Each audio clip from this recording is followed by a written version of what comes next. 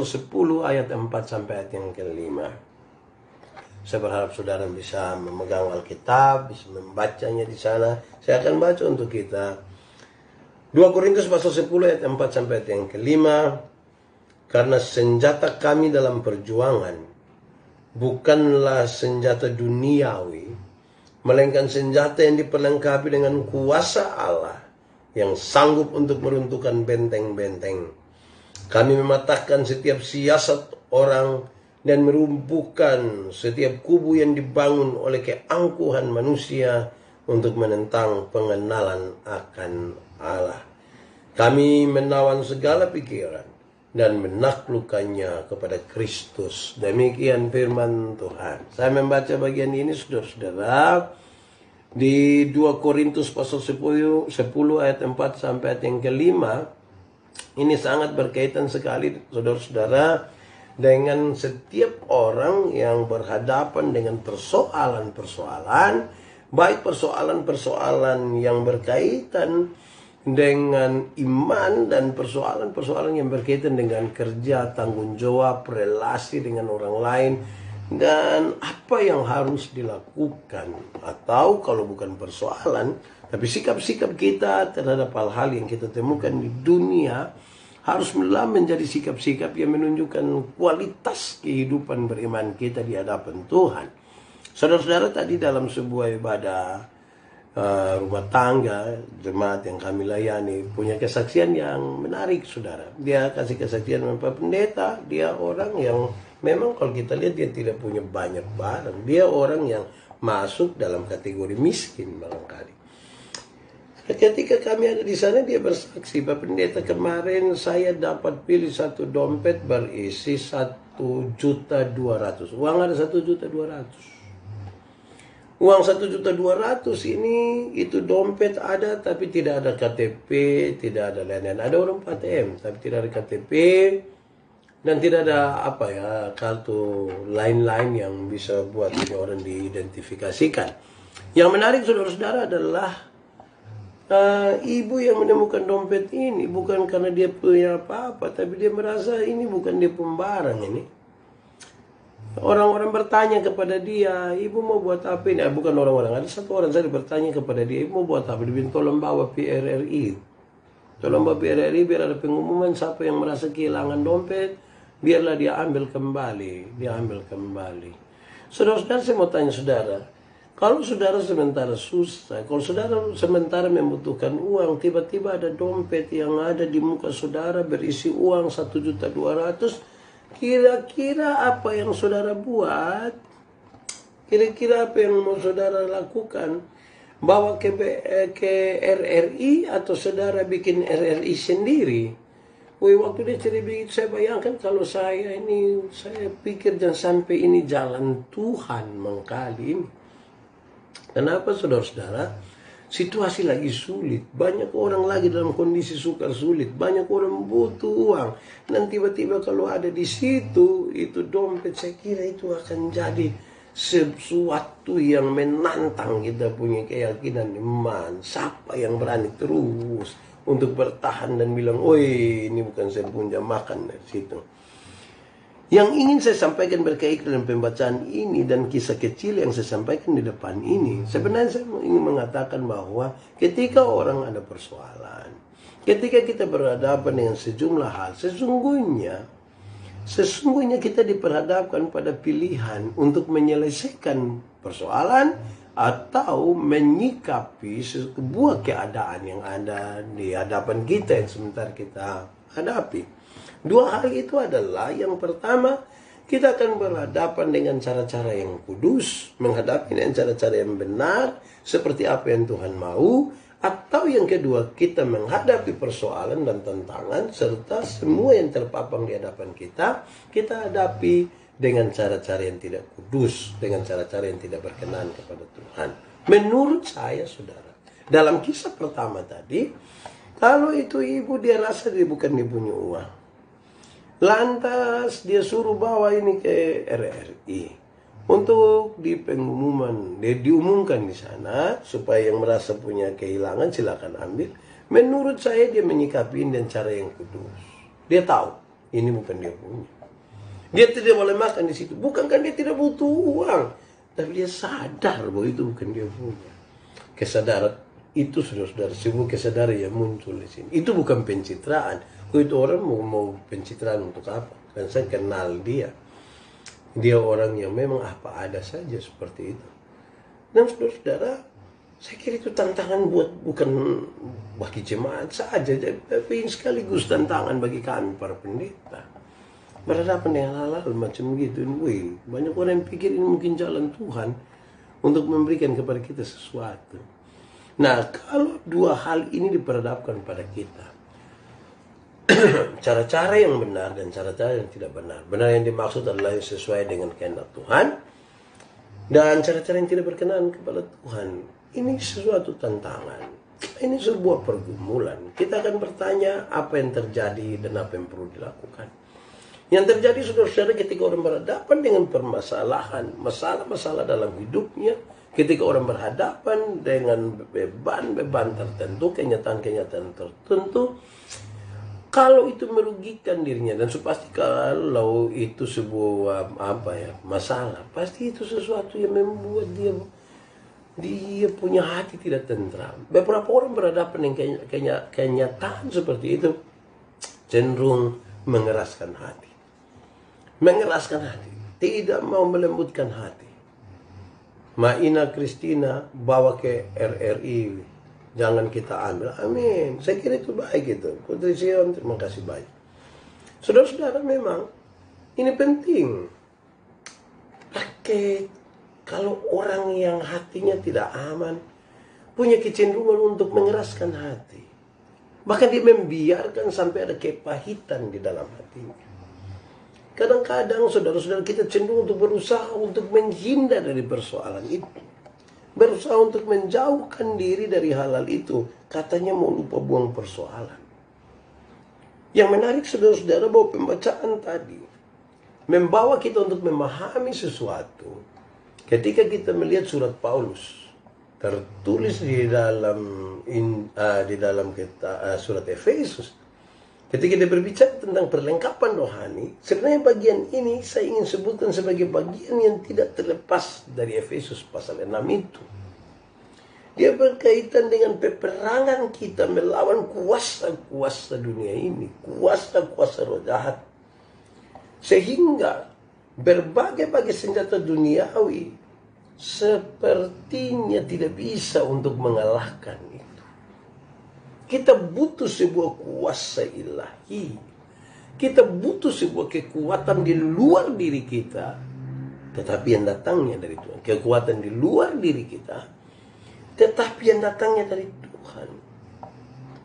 Supaya menolong dan memampukan kita untuk menyelesaikan persoalan. Kenapa, saudara-saudara? Kita tiap-tiap hari ini kan berjumpa dengan masalah demi masalah. Siapakah di antara kita yang tidak masalah? Saya mau tanya, tidak masalah. Saya mau tanya saudara. Saudara punya masalah. Tidak usah omong. Saya lihat saudara muka ini muka masalah semua. Saya mendefinisikan masalah ialah kesenjangan antara harapan dan kenyataan. Harapan lain, kenyataan lain. Harapan menikah di umur 28, sekarang sudah 38. Itu masalah. Harapan menikah dengan dia, ternyata dia nikah dengan kita pun kawan. Itu masalah. Harapan kita sudah sukses di tahun ini, ternyata kenyataan lain. Saya ingat saya dari kampung datang itu, pelayanan keliling-keliling. Dari Alor ke Sabu, dari Sabu ke Amnuban Timur, tahun 2012-2013 saya pindah ke Kupang.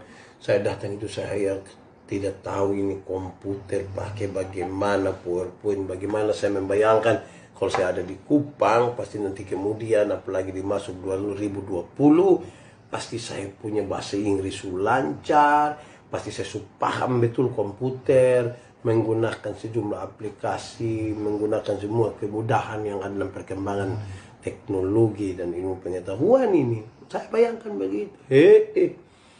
Ternyata di 2020 saya yang tua-tua yang diajar untuk cuci tangan.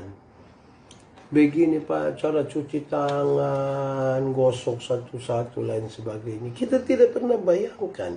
Tapi yang pasti saudara-saudara bahwa kita sementara berada dalam berbagai-bagai persoalan yang butuh kita mengambil sikap dalamnya.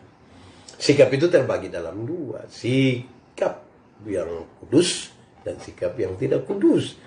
Yang kudus dan tidak kudus itu memang dua hal yang sangat berbeda. Ada orang ketika berhadapan dengan masalah-masalah itu punya kecenderungan untuk mengeraskan hati, bahkan membiarkan kepahitan itu ada. Bagaimana kalau kepahitan itu ada? Bagaimana kalau sakit hati itu ada? Dia gampang sekali dikuasai oleh kuasa-kuasa yang di luar dari itu. Karena itu pembacaan tadi bilang, senjata kami bukanlah senjata duniawi biasa. Ini diperlengkapi dengan kuasa Allah yang sanggup meruntuhkan benteng-benteng, kekuatan-kekuatan dunia, kekuatan-kekuatan iblis dikalahkan. Iblis dikalahkan. Yang gitu Oleh apa? Oleh kuasa Tuhan Allah.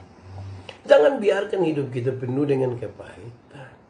Ada orang tertentu yang ketika berjumpa dengan masalah, dia berusaha begitu rupa untuk menghindar dari masalah.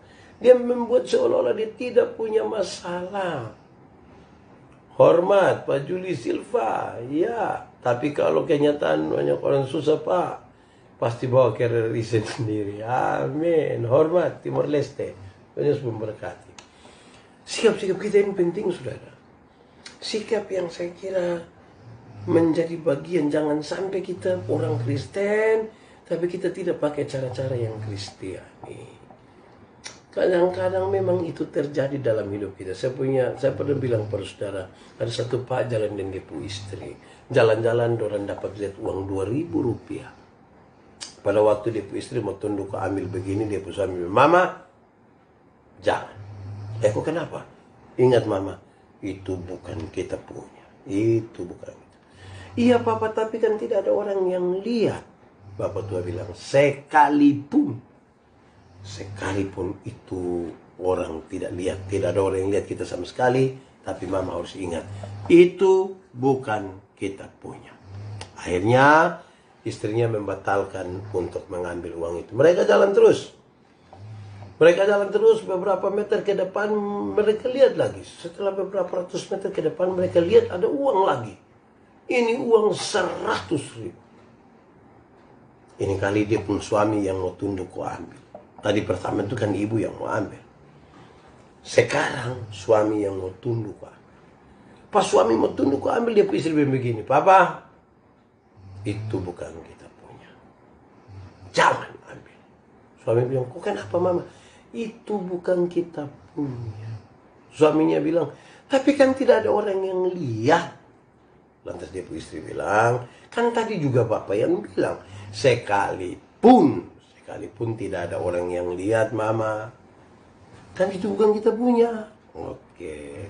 Tapi kemudian suaminya bilang begini, mama, coba mama pikir baik-baik. Kalau satu hal yang sama terjadi 2 kali dalam kita pun kehidupan ke hari ini nih mama, coba pikir baik-baik. Jangan sampai ini ada maksud Tuhan di sini. Ada jalan Tuhan. Kok tadi ketemu, sekarang ketemu. Saya bayangkan mam tua bilang begini. Aduh, tadi yang pertama 2.000, ini 100.000 ini. Jadi saya ingin mengatakan kepada kita, saudara-saudara, kita bisa punya sikap yang kadang-kadang tidak menunjukkan kita orang-orang percaya berkaitan dengan kehidupan dan tantangan kehidupan. Saudara-saudara, senjata Allah itu diperlukan tadi untuk meruntuhkan benteng-benteng. Kekuatan-kekuatan diruntuhkan, bukan saja itu, tetapi mematahkan setiap siasat orang. Siasat-siasat orang dipatahkan, mematahkan siasat-siasat orang, merubuhkan setiap kubu-kubu pertahanan. Kubu-kubu pertahanan yang dibangun di atas keangkuhan manusia, itu akan dihancurkan oleh senjata-senjata yang diperlengkapi dengan kuasa Allah. Senjata-senjata yang berhadapan dengan peperangan rohani itu haruslah diperlengkapi dengan kuasa Allah. Perjuangan kita bukanlah melawan darah dan daging menurut Efesus, surat Efesus. Peperangan kita melawan kuasa-kuasa roh jahat di udara dan lain-lain sebagainya. Mesti pakai kekuatan yang dari Tuhan. Tidak boleh dibangun di atas kesombongan. Ada orang membangun hidupnya, dirinya, dan penyelesaian masalah dalam hidupnya di dalam kesombongan. Dia menyatakan betapa dia memiliki relasi yang kuat, betapa dia memiliki jabatan, betapa dia memiliki kekayaan, betapa dia memiliki hal-hal lain dalam hidup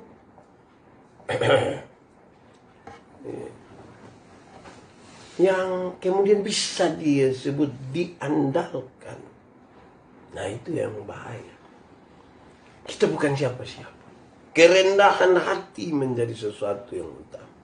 Bagaimana kita dapat menggunakan perlengkapan senjata Allah yang diperlengkapi dengan kuasa Allah, sementara kita tidak pernah tinggi hati.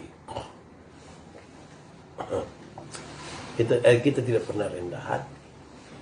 Saya mendefinisikan rendah hati beberapa hari yang lalu ketika bawa tentang kerendahan hati. Saya mendefinisikannya. Rendah hati adalah sifat pada seseorang. Sifat pada seseorang yang dengan bijak menempatkan dirinya tidak lebih tinggi dari orang lain. Tidak lebih tinggi dari orang lain. Om Ronald Hinaweni, salam. Ingat orang tua di kampung dong, supaya orang jangan ame dong punya pinang dong. Dan taruh larangan berupa daun-daun atau oke, bunuh dong, biasa bilang begitu. Oke, betul. Kenapa? Karena ada banyak orang yang jahat, banyak orang yang tidak tahu diri, banyak orang yang tidak tahu kalau itu, yang tahu bahwa itu bukan dia punya, tapi dia buat seperti dia punya. Dia kira itu plat kuning, Bang Kaki. Dia kira itu plat kuning. Nah, itu yang tidak boleh. Saudara-saudara yang dikasihi, mari kita belajar supaya kita bisa tetap ada pada jalan-jalan atau mekanisme yang kudus. Jangan sampai kita tidak kudus dalam menyikapi hal-hal ini. Saudara-saudara, hari ini saya berkhotbah dengan cara yang lain, dengan misi yang lain. Tidak seperti biasa, sepertinya langsung pada refleksi dan nilai. Kenapa? Sejumlah orang sudah menganggap sepele hal-hal ini. Menganggap sepele hal-hal yang berkaitan dengan sikap-sikap orang percaya. Kita telah menganggap biasa-biasa saja. Kita berkompromi dengan kejahatan. Kita berkompromi dengan hal-hal dengan alasan bahwa ya namanya juga manusia. Isu-isu tentang kemanusiaan itu kadang-kadang membuat kita sudah tidak pusing lagi dengan apa yang mesti kita percaya dan kita imani. Kita merendahkan apa yang mestinya kita lakukan dengan baik. Saudara-saudara yang kekasih, saya ingin mengingatkan kita. Dalam diri kita tuh seolah-olah ada perjuangan, ada yang berjuang untuk memperebutkan satu orang seperti saya misalnya. Dari yang baik, dari yang tidak baik, dua-dua berusaha untuk memperebutkan. Juga itu terjadi pada diri saudara. Itu terjadi bagi kita semua. Bertahankah kita pada hal-hal yang berkenan kepada Tuhan? Tapi saya tahu dengan pasti, tidak mungkin dengan kekuatan kita. Apalagi yang kita bangun menurut teks ini, yang kita bangun dalam keangkuhan dan kesombongan, itu kemudian akan membuat kita bertahan di situ. Tidak mungkin. Tidak mungkin akan membuat kita bertahan di situ. Segala pikiran itu harusnya ditaklukkan dan diarahkan kepada Kristus. Bicara tentang doa. Doa itu kan salah satu juga dari perlengkapan rohani yang disebutkan oleh Paulus dalam Efesus. Saya mendefinisikan doa itu sebagai sesuatu yang bukan sekedar kata-kata. Doa bukan kata-kata. Doa itu relasi. Dalam relasi itu kita berkata-kata. Banyak orang bisa berkata-kata tapi belum tentu berelasi. Kalau saudara beli sesuatu di kios, saudara bisa bicara dengan paman di kios, tapi belum tentu punya relasi dengan dia. Doa itu relasi. Dalam relasi yang baik itu kita berkomunikasi. Dalam komunikasi di dalam doa itu kita membiarkan seluruh pikiran dan perasaan kita Tuhan kuasai. membiarkan seluruh pikiran perasaan Tuhan kuasai. Kenapa saudara? Kalau kita membiarkan seluruh pikiran kita ini Tuhan kuasai, saya kira hidup itu aman, berkenan kepada Tuhan. Memang pikiran Tuhan hanya ada di sini, saudara. Tapi kalau kita tidak biarkan Tuhan kuasai, memang liar di kemana-mana. Perasaan juga ada di sini. Perasaan ini berkecamuk dengan banyak sekali hal. Kalau kita tidak membiarkan Tuhan kuasai, betapa terganggunya kita punya perasaan, betapa terganggu kita punya hidup. Itu serius bagi orang-orang percaya. Bukan sekedar untuk sebuah kelangsungan kehidupan dan iman, tetapi juga berkaitan dengan kualitas-kualitas percaya kita. Ini juga berkaitan dengan sesuatu yang membedakan kita dengan segala sesuatu atau orang-orang yang ada di dunia. Dan Tuhan mau kita lebih lagi. Saudara-saudara, kita seringkali dicobai. Kita seringkali ada di dalam berbagai-bagai pencobaan dunia. Kita tidak usah berpikir pencobaan dunia itu mesti datangnya dari setan. Jangan cepat-cepat berpikir begitu, terlalu kecil. Kadang-kadang kita dicobai oleh hikmat manusia. Kadang-kadang kita dicobai oleh berbagai-bagai filsafat. Kadang-kadang kita dicobai oleh berbagai-bagai hal yang logis, masuk akal. Dan kemudian membawa kita untuk memahami iman itu secara sempit. Pertama-tama dari definisi tentang iman, kita sepertinya menemukan bahwa iman itu pada titik tertentu melebihi apapun yang kita anggap sebagai yang paling logis. Jangan sampai kemudian Tuhan kita adalah akal kita. Iman itu harus lebih dari situ kadang-kadang. Tidak harus semua juga tidak masuk akal. Tetapi jangan sampai kita buat dia begitu logis sampai kemudian kita tidak percaya lagi pada kuasa Tuhan. Saudara-saudara, ini sebuah tantangan kita di era yang semakin maju ini. Mesti semuanya harus dibuktikan secara ilmiah, baru sejumlah orang bisa percaya di situ. Nah, itu kesempatan terbaik mangkali bagi iblis untuk bekerja tipu-tipu. Kalau tidak, saudara-saudara, memang kita akan sulit untuk menunjukkan diri kita yang berkualitas sebagai orang-orang percaya di tengah-tengah dunia ini. Apa kabar saudara-saudara? Saya kira masing-masing kita punya pengalaman. Pengalaman bahwa kita pernah ada dalam situasi yang memaksa kita untuk harus mengikuti jalan yang benar atau jalan yang salah. Untuk memaksa kita mengambil keputusan bahkan secara cepat apa yang harus kita lakukan sebagai orang-orang beriman. Toh pada akhirnya saudara, pada akhirnya perbuatan kita itu menunjukkan apa yang kita imani, apa yang kita percaya. Kita menggumuli kehidupan, jatuh bangunnya kehidupan ini terus-menerus, tidak selesai satu hari. Saudara jangan pikir saudara sudah selesai untuk segala sesuatu. Apalagi dalam kehidupan sebagai orang-orang beriman itu dia terlalu terbuka, maju, dan kita mesti menggumuli itu terus-menerus. Memberi jawab terhadap tantangan-tantangan zaman ini, saudara-saudara. Hal-hal di mana beberapa orang sekarang mau bekerja dengan jujur saja susah. Ketika kita kasih tahu dengan Pak Pendeta, zaman sekarang sudah berubah Pak Pendeta. Kita mau coba-coba jujur ini, kita pasti akan dibenci. Kita mau coba-coba kerja secara lurus saja Bapak, itu sebentar jadi masalah bagi sejumlah orang. Lalu kita pasrah kepadanya. Lalu kita mau mengamankan diri dan membuat kita kompromi dengan segala sesuatu. Wah, memang hikmat dibutuhkan, saudara. Logika dibutuhkan. Tetapi bukan dengan hikmat dan logika itu kemudian kita meragukan penyertaan dan kuasa Tuhan yang sangat dahsyat di dalam hidup kita. Semestinya kita mampu di dalam kuasa Allah yang luar biasa untuk menahan betul-betul segala sesuatu yang sangat berkaitan dengan pikiran manusia yang menjerumuskan itu untuk taat kepada Kristus. Saudara, itu tantangan kita. Dari konsep yang kita sudah sama-sama tahu ini, lantas kemudian kita dibawa pada sejumlah tantangan. Mulai dari kehidupan kita di dalam rumah, di luar rumah, di kantor, di tempat di mana kita melakukan pekerjaan dan aktivitas kita. Itulah tempat di mana kita diperhadapkan pada masalah-masalah yang butuh sikap kita dengan cara-cara kudus atau cara-cara tidak kudus. Itu penting, saudara. Orang bertanya kepada saya, Pak Pendeta, cara-cara kudus, cara-cara tidak kudus. Ya, saya kira kita lebih tahu. Kenapa? Karena banyak orang akan lebih gampang untuk pakai cara-cara yang tidak kudus. Misalnya, kalau saya jengkel seseorang, kan saya kepingin dia susah, saya kepingin dia rasakan itu sakit hati, saya pingin untuk membalas dendam.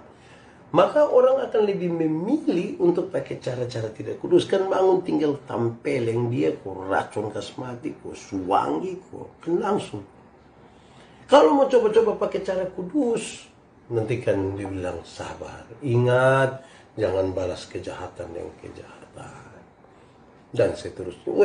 Siapa mau pilih itu di saat hati lagi sangat meronta-ronta untuk melihat sesuatu yang kira-kira disebut sebagai balas dendam terhadap orang-orang yang telah menyakitinya. Selamat saudara-saudara, kepada saudara-saudara semua yang menjalani hidup hingga hari ini. Tapi kita diberi tantangan hari ini. Untuk dalam menjalani hidup itu dibangun pilihan-pilihan dengan cara-cara yang kudus atau dengan cara-cara yang tidak kudus. Kita bekerja dalam gereja pun mestinya berpikir ulang. Dengan cara apakah sekarang kita bekerja? Cara-cara kudus atau cara-cara yang tidak kudus? Sambil terus menggumuli iman kita sampai kedatangan Kristus. Itu refleksi kita malam hari ini, saudara-saudara. Semoga ini menjadi sukacita tersendiri bagi kita semua.